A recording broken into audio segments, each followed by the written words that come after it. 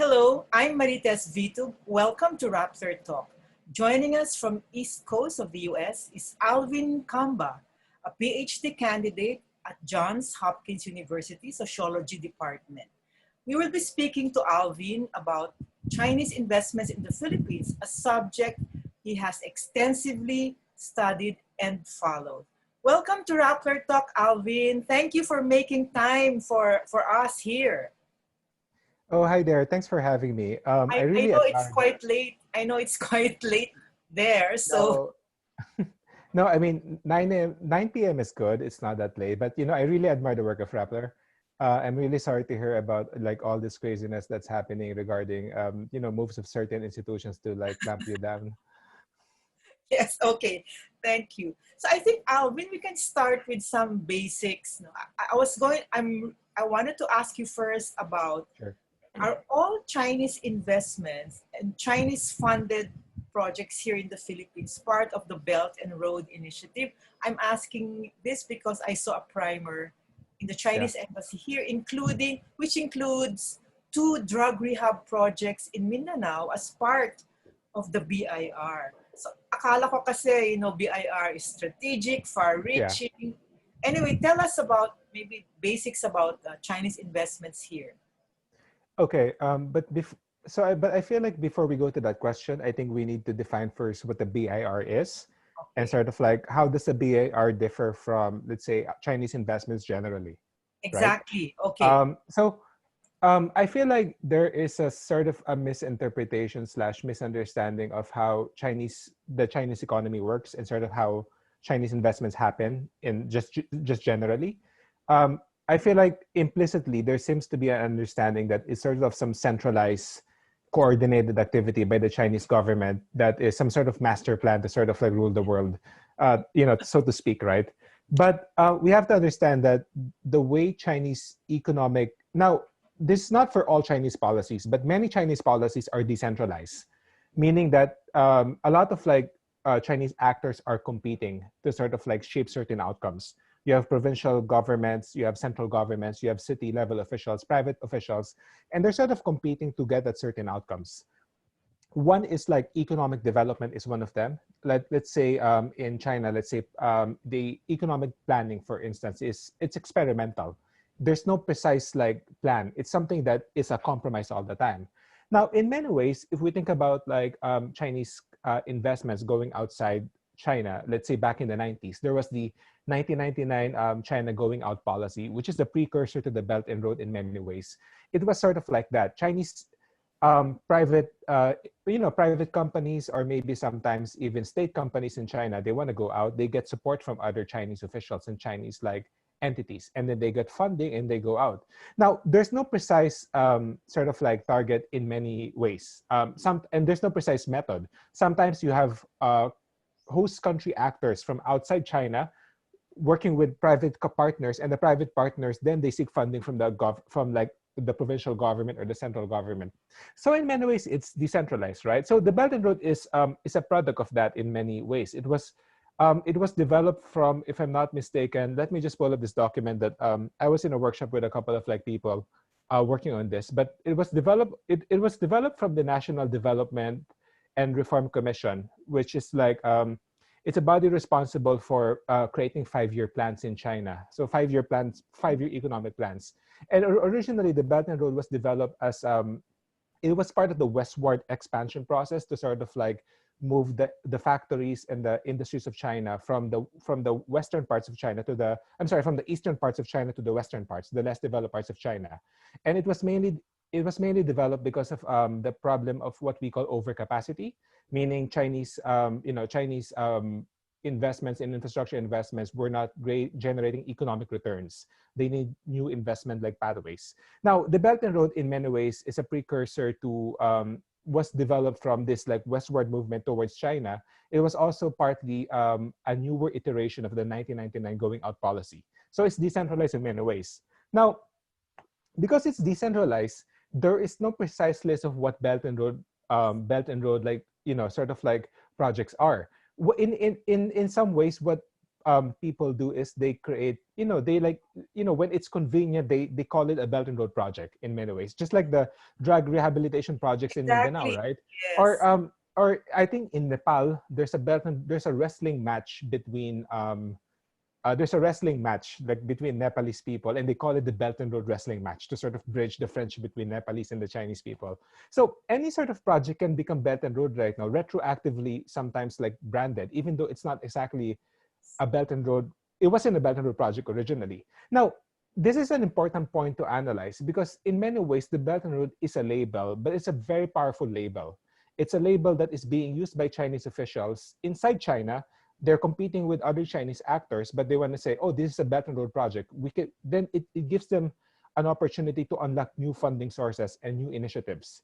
Now, when these actors go outside China, let's say to the Philippines per se, and then let's say they try to brag about like projects, then they say, oh, it's a Belt and Road project.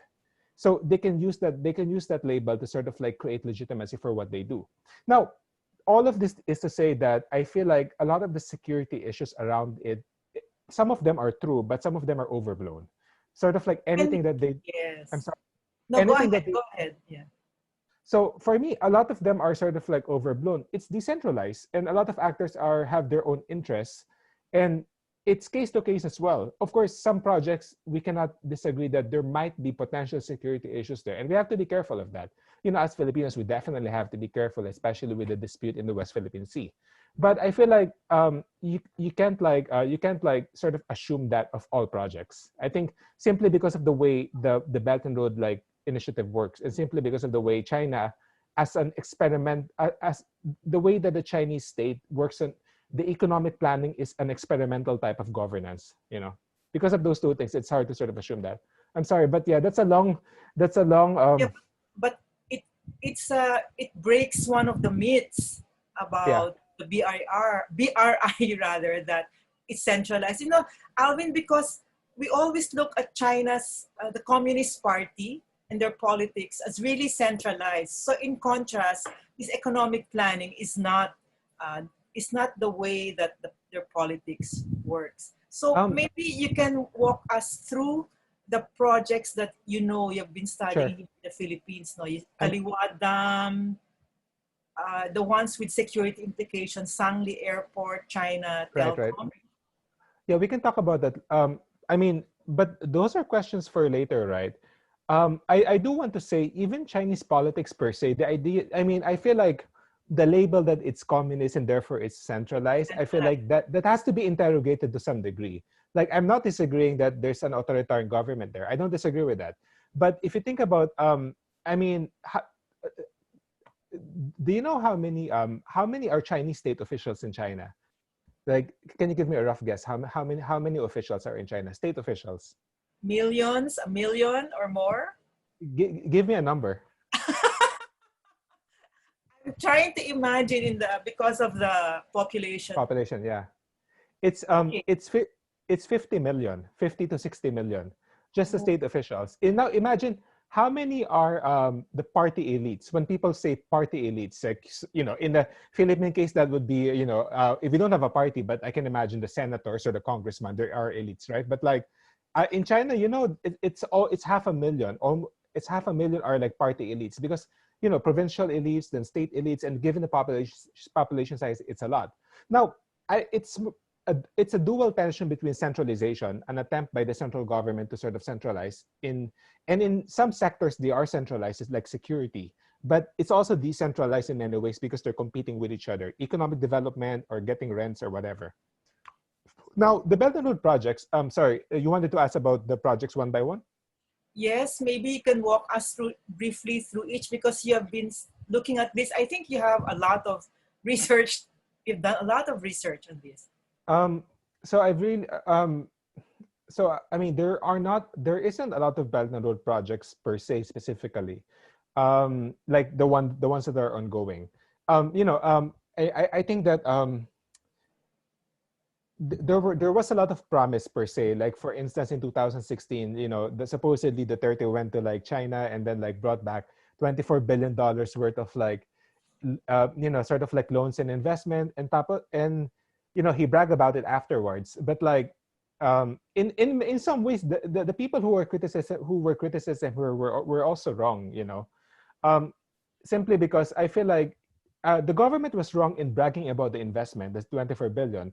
But the people who were criticizing, like, I'm sorry, the people who were criticizing Duterte, I mean, I think they were also wrong because you really can't expect that kind of amount to sort of like all of them to actualize. A lot of them would get canceled anyway. In not just in China, but any sort of commitment to an investment or a development finance project from any country, they always get canceled. Now, it's not to say that China doesn't, sort of the Duterte doesn't have a fault here. He definitely had for bragging about it and not being clear how it works. But I feel like that was an overblown amount. Realistically, what we find right now, it's just a couple of projects, right? So the Kaliwa Dam, the Chico Dam is also moving. You have the two bridge projects in, I think, in Binondo, and then you have one in like the one in Rockwell, and I think both of them have been like stopped by like some sort of like court order. And then you have like, I think there's the successful one, the CCTV one, the the safe project, right? Safe, yeah, Yeah, safe, and safe Philippines rather. Philippine Safe. And then there's the there was an attempt to explore the Bicol South Rail project, which is now called the Long Hole project. But that's been stopped, and I sort of expected that not to go through because of so many problems, not just on China's end, but also like on the Philippine end.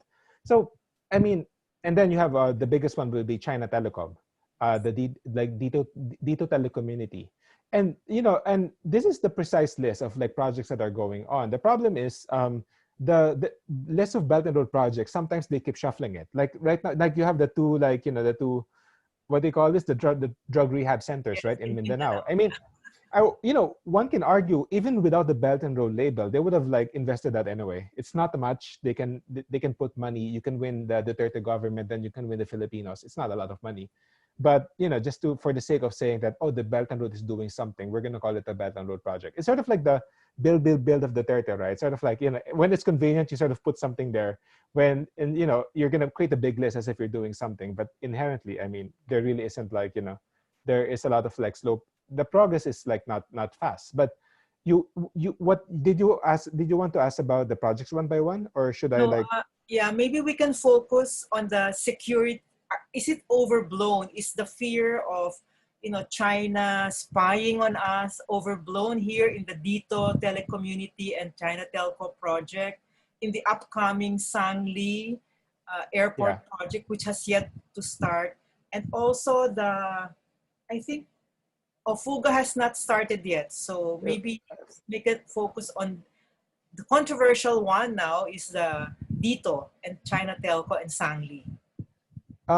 So I'm more familiar with like the recent events. I'm more familiar with like Sangli. Although the Dito one, the issue there for me was the bidding process was definitely like wrong. It was like in favor of like, I think somebody from Rappler wrote about it. I think it was Ralph Rivas who wrote about it. Yes. The bidding process there was like, it was sort of rigged, right? Yes. Um, But I was going not to ask you later if is that a common occurrence in China funded projects, but maybe you can talk about that later because Yeah, sure. they require the condition is it should be just Chinese companies which will bid. Right. So Yeah. in the end, yeah. Anyway, let's start Yeah, with we can talk about that later. Security issues, I would say, it's hard to say with Dito Telecommunity, and I would say that it's definitely possible. I don't work on telecommunications per se. I'm much more of a mine. I work on mining and gambling much more, but it's definitely possible. The question for me is, the problem with like a lot of like security, like what they call this security issues about Chinese like investments or Chinese development finance is that in many most of the time the data is like not transparent. So I think there was a famous think tank, I don't want to name them, but they released a report about weaponizing the whatever. yes, And I then just saw and that. That's the Asia Society. oh wait, I don't want to name them, but if you the method was like we talk to people from different parts of the world. But as a social scientist, that's not enough. A process of like a transparent way of like talking about like data, and a transparent way of talking about like how do you get at conclusion X is really important. It's not satisfactory, at least. And I do think they're doing a lot of good work as well in other areas. I just wasn't happy with like that a report built on hypotheticals. But if we're talking about the Dito telecommunity, I think it's definitely, I think the fear is warranted. I don't think it's like overblown. Um, I think we definitely have to be careful. Um, but in terms of like, and I feel like the safest approach here would be to delegate more powers and controls on like the Filipino side. The problem there is obviously not all Filipinos would be loyal to the Philippine like nation or state. Some people can easily be bought, right? So that's an issue. But limit the. I mean, they can profit and they can like expand what they do, but I think they should delegate a lot of like significant uh, control to some degree to like the Filipino side. Now, on the other investments, I'm a bit more skeptical because for me it's a case-to-case thing. The Dito telecommunity, it's telecommunications data. I mean, hypothetically, that can be like used and that can be compiled, that can be like used for spying. Now, I don't know the science per se. I would listen to people who actually do the engineering here, people who actually do like the actual science of telecommunication. I would listen to them because I don't know the technology. It's hard to comment, but it's definitely possible hypothetically. Now, if we talk about the Sangli one, I'm a bit more skeptical in some ways. Even the online gambling, I was really skeptical about the reports on online gambling. Um, if you don't mind, can I talk about the online gambling Yes, first? yes, go ahead. I'm, Yes. I'm really like I'm really like this is like a sector I studied a lot. Um, there was a funny hearing I think about a year ago when people were talking about relocating the online gambling elsewhere. So to take them Yes. away from Metro Manila, put them in like some sort of Cavite, some economic zone in Cavite, right? And the military was against it, saying that, oh, it's actually near our like sort of like our military installations and whatever. The Chinese embassy was also against it. Remember, they were like, "Oh no, it feels We don't. bad. I feel bad Yeah. for our people. They're going to be abused." And it's sort of funny, sort of like if the online gambling firms were really for spying, why was the Chinese embassy against it anyway?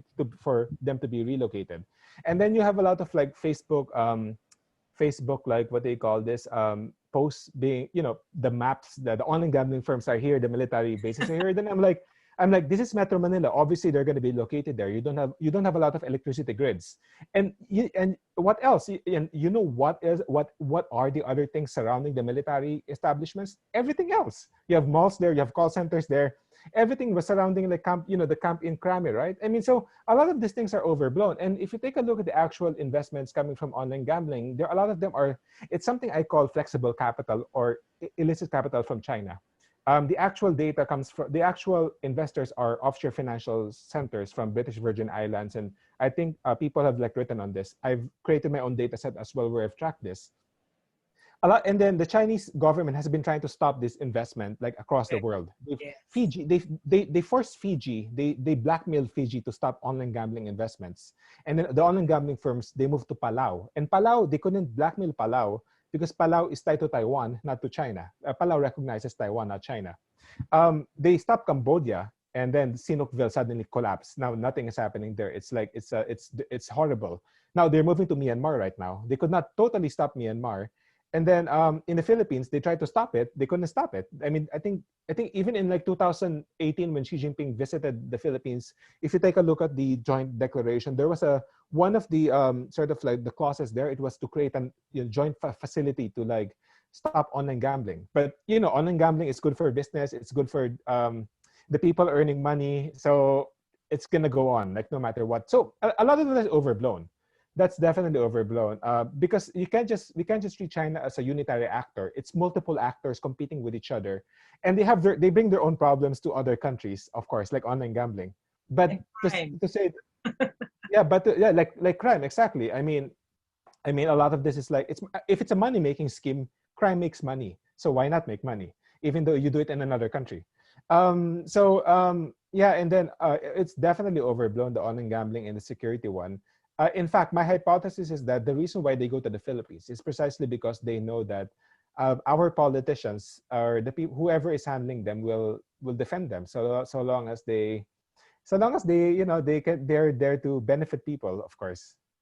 It doesn't matter if it's China, if they can, our whoever will protect them. Now the Sangli one, I'm a bit Yes.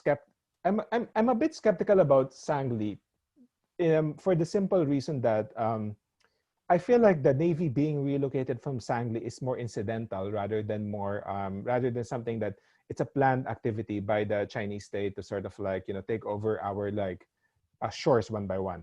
Um, Now, remember, Sangli is not an investment project. They're not gonna own they're not gonna own the airport. They're not gonna own the rifts. It's a construction contract, and that's very important. Construction contracts are they're service providers. They provide the service to build something, to create to provision something, to um, be, create a joint venture with a local company, and I think it's a 60-40 joint venture with a local one with I think Lu Shutan, right? If I'm not Shutan, mistaken. Macro Asia. Macro Asia. So it's everyone's going to earn money. The government is going to give them like money to like to do the project, and then we have to pay them back eventually. But and I feel like Philippine banks and Chinese banks are going to provide for it. But it's not a foreign direct investment project. It's not an ownership per se. I feel like the reason why they're pushing that is simply because there's money to be made. As simple as that. There's a very basic explanation. Construction contracts are good for money. They're good for making money. Now, other projects I'm more skeptical. Like I think the South China Sea ones definitely have more security like issues related. I think like Hanjin, and then the projects in Yeah, there's that's one Subic in Bay. Subic Bay. Yeah, so I'm Yeah, more but I think, skeptical. yeah, but I don't think the Chinese are, well, the latest, of course, is that Yeah, there's no Chinese company bidding for it at the moment. yeah. So, but I'm sorry, I'm talking about 1 year ago when Ah, okay, yes, yes. when I think they were seen as they were potentially going to bid for it, and they were talking to some creditors. Yeah. But you're right. I mean, it's been like the defense establishment has basically said no, right? Sort of like, okay, like no. Um, Now I think there's also Grande, and Chiquita Yes, Islands, the yes, Grande that's development, right? So, correct. Yes. I mean, I'm not sure about that. But for me, anything that is sort of like in like in the South China Sea, you have to be careful, right? Sort of like, but it also depends on what kind of activity are you asking them to do.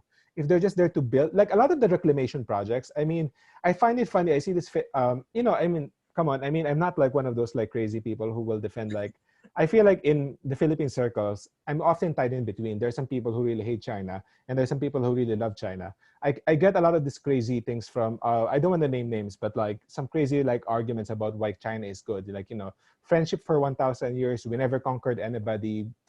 Business, business, business. A lot of these very crazy cultural arguments. Sort of like as if being part of that nation stops you from being violent. I mean, any country on earth, any citizen on earth can be violent, right? So in many ways, it's not about culture. It's not genetic. Um, but like there is God, I forgot what I was talking about. But like um, Yes, you were saying the cultural arguments, you're in between. But maybe, Alvin, because I know there's so much to talk about, yeah, but yeah. I'm sorry. you were going to talk about the financing because there are Right. conditions set by Chinese companies. Are these a practice all over is their practice all over the world? Maybe compare it to Japan, which also has conditions for Right. ODA. It really varies. So I wrote this piece on ABS-CBN, right? Sort of like the different like financing terms of like the Correct. Chinese. You are right in saying that the Chinese loans are typically more expensive than the Japanese ones. That's like a basic. And hypothetically, Japan would be a good like loan provider because we don't have a territorial dispute with them. Yes. But but I would say that we have to maximize our. You don't want to be tied to one provider all the time, and the smart thing to do would be to maximize sort of like our number of potential funders. So in this case, the Japanese. Now it really depends. So Exim Bank, there's an Exim Bank loan, there's a CDB loan. Um, Typically, like higher percentage for Exim Bank, I think 2 to 2.5%, something like that. CDB loan that's usually energy, and you have some other banks as well that provide smaller ones, and some of them are like I think there are some interest-free loans as well, just or sort of like gift turnkey projects that are given for free, like the bridge projects in Binondo, and I forgot the other one in Makati. Like we don't pay for the bridge per se, we just pay for the construction work around the bridge. So I mean, the bridge itself is free. Sort of, we don't pay for that. Now, in when you're asking, are you asking if they're typically more expensive, or are you asking if are you Their asking like conditions, like the conditions that the Chinese set. For example, in the bidding, they only allow Chinese companies to bid. Is that a standard condition of China? it Yeah. I mean I mean, so what I think certain loans, yeah, certain loans, what happens is that certain, if they provide a certain loan, they marry a certain like process of like the countries that are going to the companies that are going to bid for it are typically Chinese. But remember, this is not exactly this is more of, in my view, this is more of a Philippine process rather than like a process outside. Now, in many in other countries, they don't have this like bidding process, like this idea of like a public bidding. That's a product of like the PPP laws in the Philippines back in like 1990s. So when Chinese investments go outside and go to different countries, what typically happens is they marry their practices with the practices in the host country. So in the Philippine case, because our practices require a public bidding, when they go to the Philippines, they try to compromise it. They try to have a compromise. And the compromise is, well, okay, a bidding, but we only want to benefit the Chinese companies.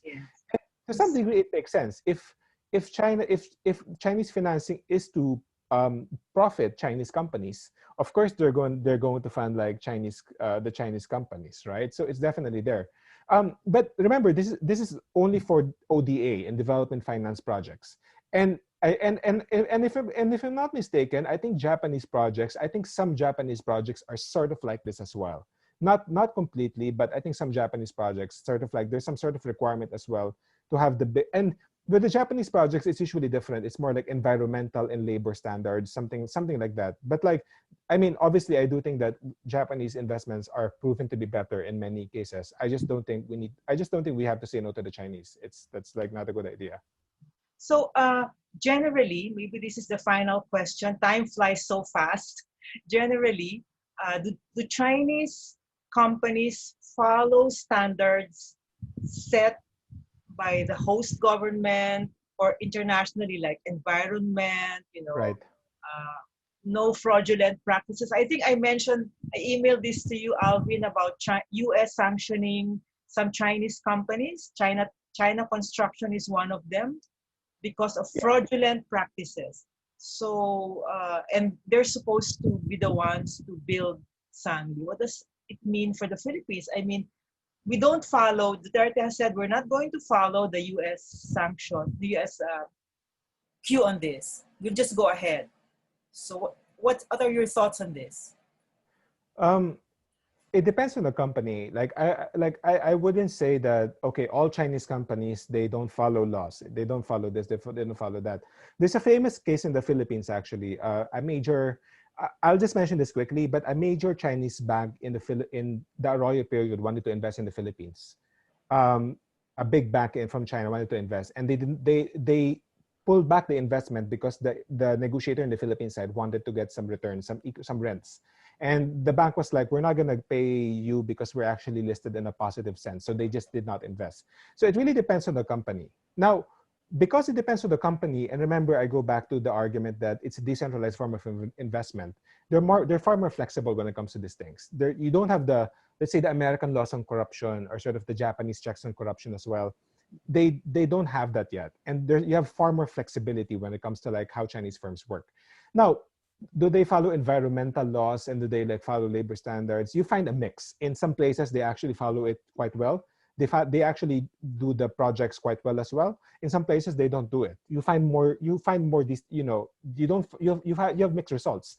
Even in the Philippines, you have mixed results. I feel like some of the I think in Cagayan de Oro there's a fishing project, and I feel like in the north there's like in like the northern Luzon there's like a couple of like irrigation projects there. They were built by the Chinese firms at the end of the Arroyo administration, turned over during Aquino, um, cheaper than like the actual price that was initially bidded for, and faster, and the quality was good. So you do have a lot of variation. It's hard to say that okay, well they're gonna go for corrupt ones. Should the Philippines continue with the with China Construction Company to build Sanli in light not just the U.S. sanction, but in light of the World Bank blacklist some years ago? Um, I don't have a clear like sort of like answer to that. I think generally, if it's going to be useful for the Philippines and if it's going to be good for the Philippines in some using some other parameter, I think we should go for it. But I don't know what the parameter is. This is hypothetical.